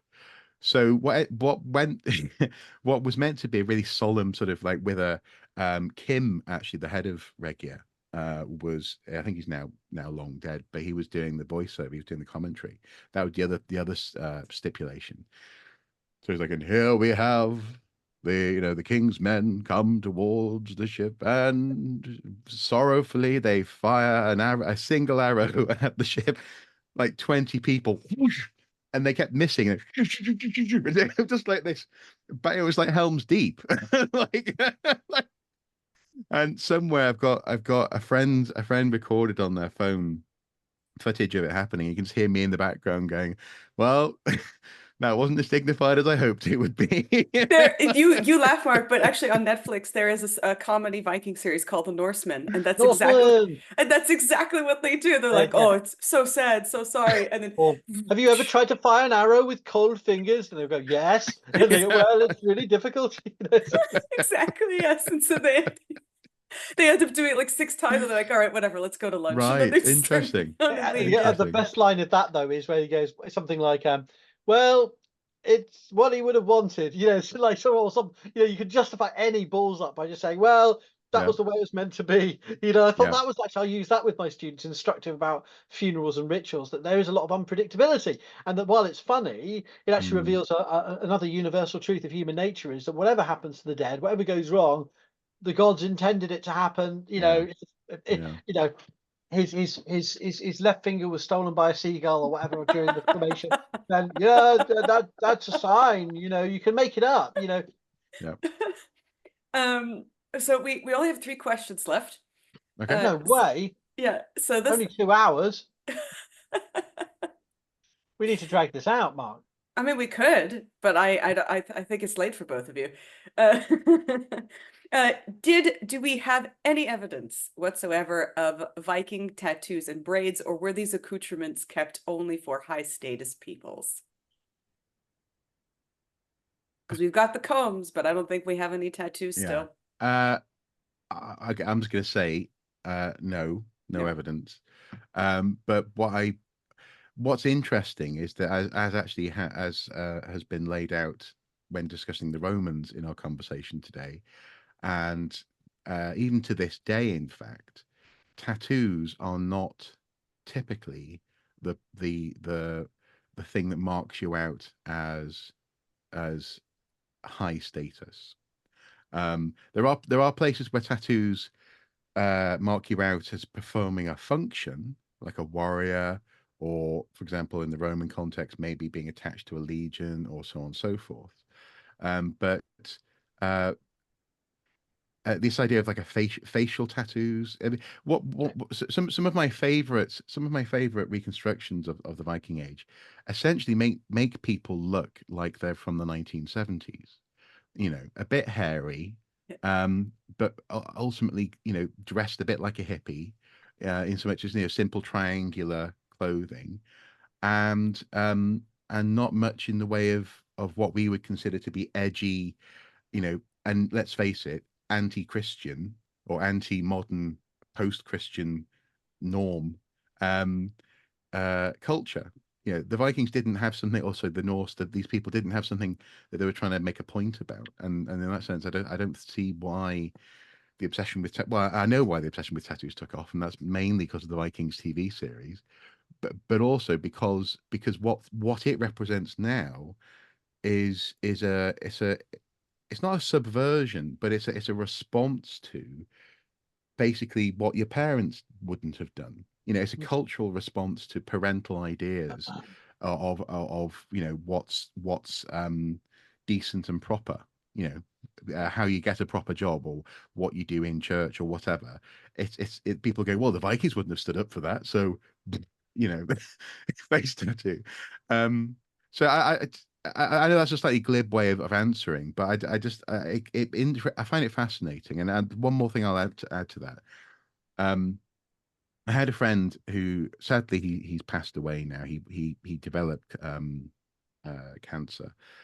But when I worked with him, he expressed a desire to be known as a neo-pagan and to be known as honoring and worshipping Thor.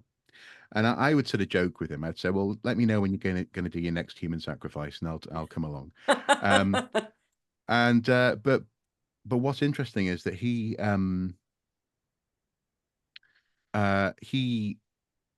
unfortunately an awful lot of what he did was specifically about opposition. So he loved quotes along the lines of you know, your God asks that you kneel. Mine only asks that I hold a sword or a hammer or whatever, you know, that kind of thing.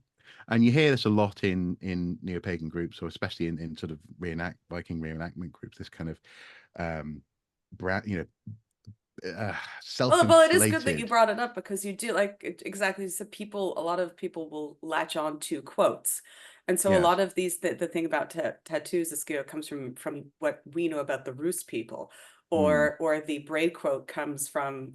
There's an erroneous thing goes around the internet, and they say something like, "Oh, the Romans said that their hair was like snakes." That was referring to a specific group of mm, Celts, and obviously not the Vikings. no. But a lot of No. people latch on to that quote Yeah. thinking, oh, it must have meant so and so, when we don't know that. No, and also it's pithy and it appeals to what people now are wanting from it, as opposed to what people then would have valued. Howard, so I can see that you've been No, no, wanting to no. maybe say I'm something. just thinking about what Um, you said.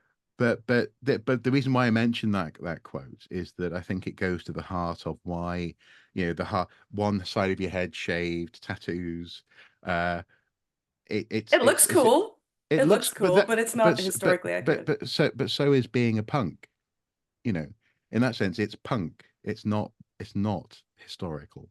Yeah. And there's nothing wrong with punk. I love punk. You know, I obviously I love it. You know, I love having a beard, but I love even having a tattoo. But I don't pretend that these things mean anything more than what they mean in the modern context, I guess. Yeah.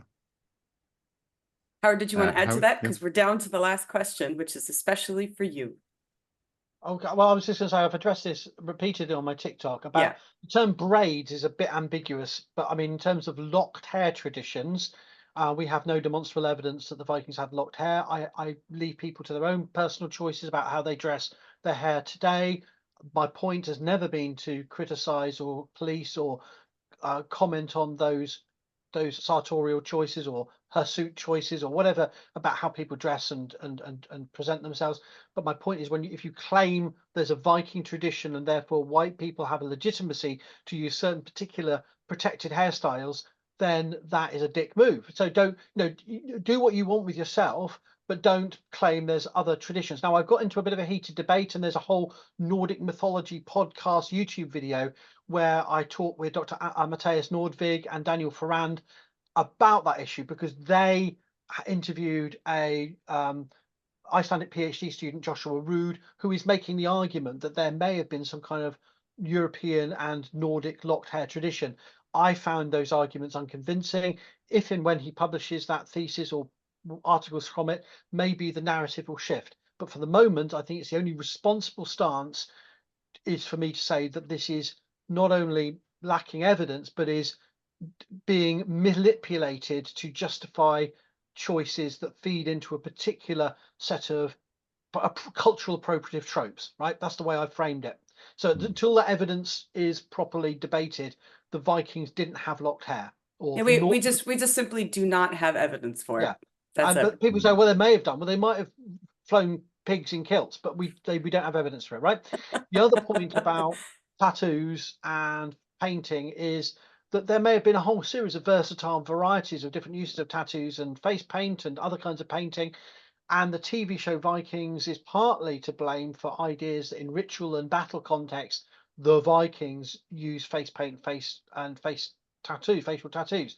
We have only one reference that may describe tattooing from the Viking world, and that's Ahmad ibn Fadlan talking in his Risala about the Rus. But the Rus are a confederacy of many different cultures and ethnic groups in the Russian river systems, and therefore we cannot be sure, even if he's referring to Scandinavians in his description. But even then, it was tattooed up to the neck, not beyond.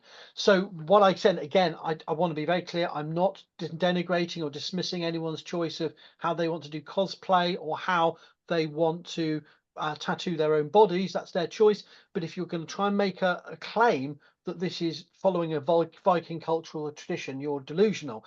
And again, it's not to dismiss or denigrate people today. It's about challenging the misuse of that narrative to perpetuate a particular representation of the Vikings that is culturally appropriative and white supremacist, because what it's doing is taking specific indigenous designs and claiming they are of a Viking tradition. Yeah, like chin tattoos specifically. And my final point about this, which I've said repeatedly and I'll stand by, is we can't blame the TV show Vikings. We have to blame, among others, individuals such as Professor Neil Price, Dr. Gareth Williams, Dr. Peter Pence, and other archaeologists who saw this as a way of debunking in the late noughties and early teens of our century, saw it as a way to debunk old stereotypes of the Vikings by presenting a new biker Viking aesthetic. And it's not and I'm sorry, but the academic community has to take ownership of at least part of the responsibility for this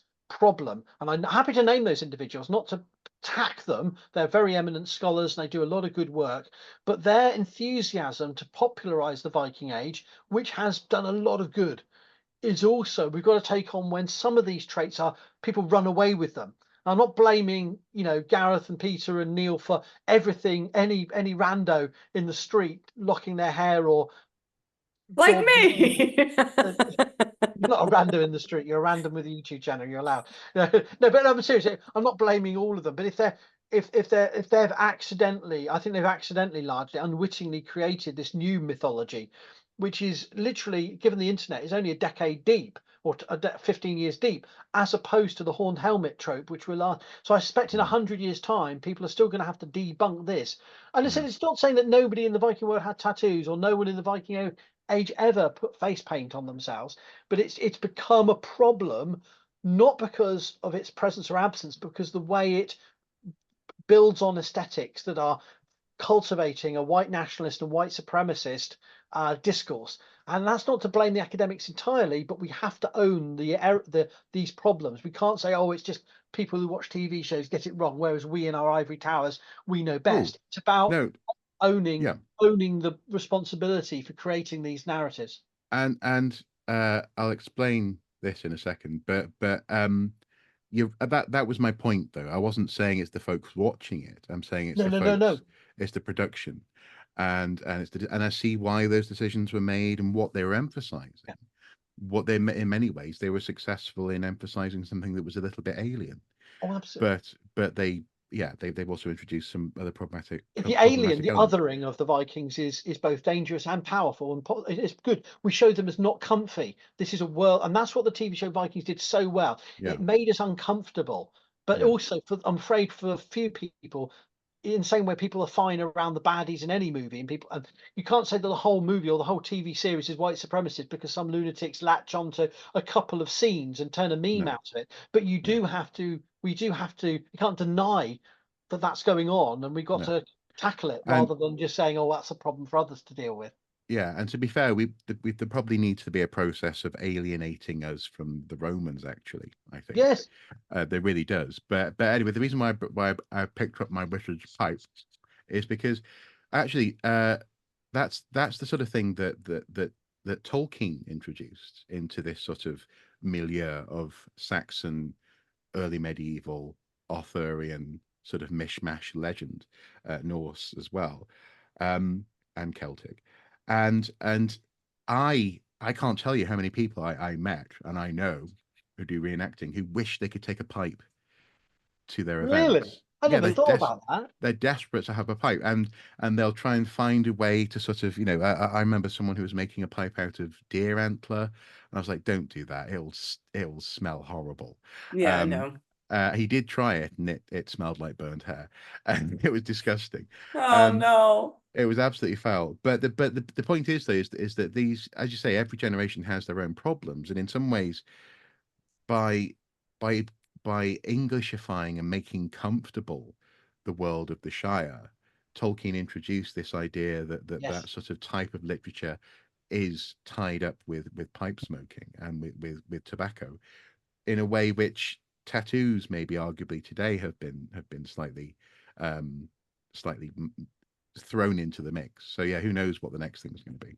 Yeah. Exactly. And I think it's just about making sure we don't just blame I wasn't saying you were, Mark. I'm saying this is part of the game. Is we've got to get our Mm, hands dirty in these conversations in a metaphorical sense of being aware that we're part of the problem as well as part of the solution when we enter these conversations. So it's not mm, about saying debunking is not very helpful if you don't have a narrative to replace it or a story to help people understand the past. If you say no, they didn't do that, no horned helmets, no, no, no. Well, I never said they were, but I think you might have been looking like you could have been saying they did, and therefore I'm going to shout at you. That yeah. doesn't help anyone. And so it's important. I do some pushback videos. I do some countering dangerous misinformation, but sometimes a gentler touch is necessary. But when Mm, we've created this mess out of the fear cat seer's grave and a bit of lead compound that's found in one of the brooches, which is probably solder, or in America they call it solder. I don't know if in Canada they call it solder, but anyway, Solder. Yeah. yeah. but it's a reused Gotlandic box brooch. And one idea was speculated this is white face paint that was kept in this reused box brooch as like kind of cosmetic. And most people say no, it's probably just solder. But before we know it, this is the narrative that everyone's got white face paint, and it's like because this one idea. And I'm not saying that that was an outrageously dumb idea. I'm just Mm, saying that we don't think it's just one possible interpretation that's now largely, I understand, not entertained. But only a decade later, everyone's in the TV shows wearing white face paint when they're doing mm. rituals because Here, that's Howard, I'll what do they it for do. you. Ready? It was an outrageously dumb idea. We're almost out of time, so let's do the last question. Howard, this is specifically for you.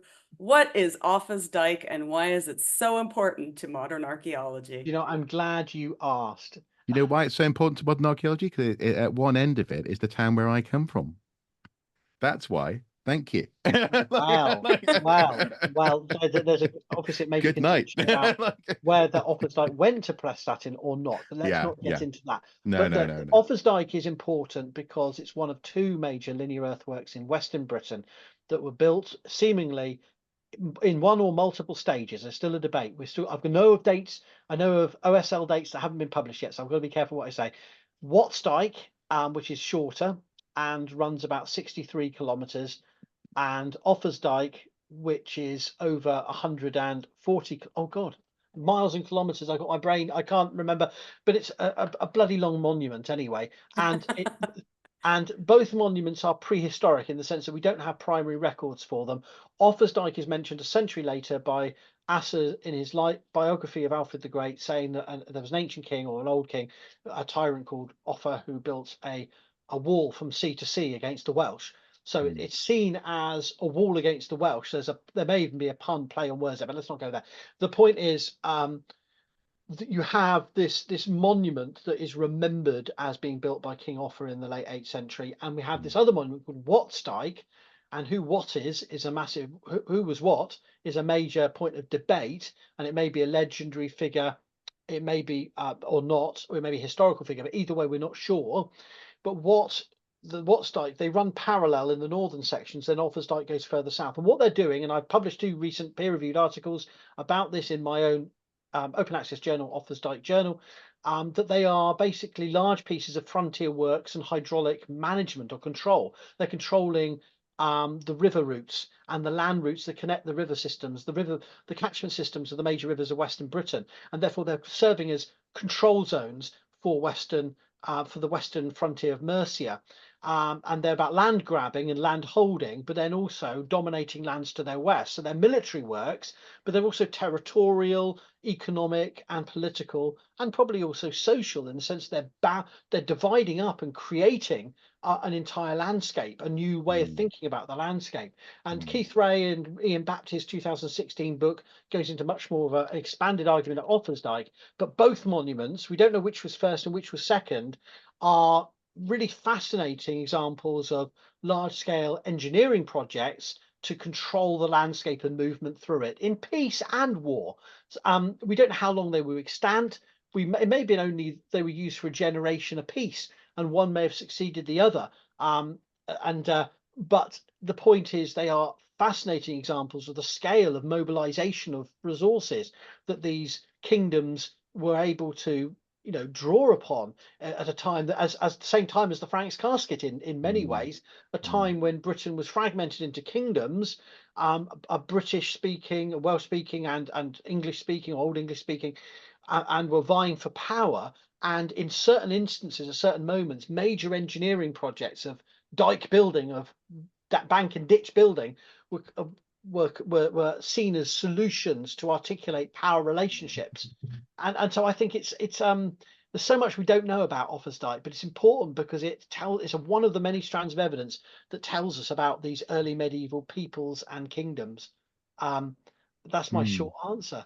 But they're wonderful. I do a lot of TikTok videos going up and down them because they're almost too big to be comprehended. They're too big to capture in your mind's eye. So you can only really get a sense of their scale by walking them or cycling around them. So Mark, what's go ahead. So apparently the monument is 150 miles, 240 kilometers. 240 kilometers. And then total length of the path is 177 miles. So there's a good 27 miles difference. My doctoral researcher, Lena Delaney, is pursuing ongoing LiDAR research, which has found whole new sections of the monument we thought were invisible. And so basically, they've published their work in Offa's Journal 3, a preliminary study of some sections, and she's traced it across the Y, from the Y to north to Rushwick Hill, which was a section where even a decade ago people were saying, "Oh, it's not there," and she found it basically. And so it's you think, how can you find an entire stretches of monument in the English landscape? Surely everyone's looked before. And it shows how, while we've got a very intensive research landscape, this monument, where it goes, what it was for, is still ongoing. And like Stonehenge and any other major monument you could care to think of, new research brings new questions.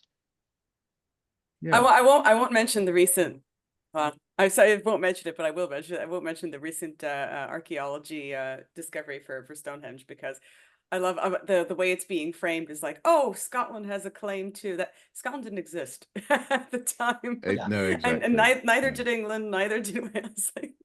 It's just anyway. So people want it. They want a piece of the action, don't they?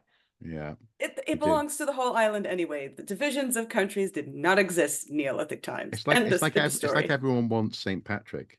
That's what it is. St. Patrick built Stonehenge as well as Offa's. Yeah. Yeah. He had a JCB. So Mark, how did everybody do? Well, technically speaking, I've written the scores down here. What's that? Oh, a bit faster, please. Well, you see, you have scored 9.5 plus 0 and a quaff for quaffing. Oh, yes. I've scored 6 plus 3 zeros, unfortunately, And counts as 3 parts, really, actually. So really, we're a tie. yeah, and then Michelle has scored 1, which flipped is 10. So That's I true. mean, who knows? Who knows who's won? Well done, Michelle. You did brilliantly. You The They've won. real got- winner is the people watching. the real winner is you, Howard, because you get the gift of further reading, which happens to be Yay! your own books. Hooray! So the gift of further reading this time is The Death and Memory of Early Medieval Britain by, of course, Professor and Archaeologist Howard Williams, TM. Would you please show the book? Very good. There is the book. The book.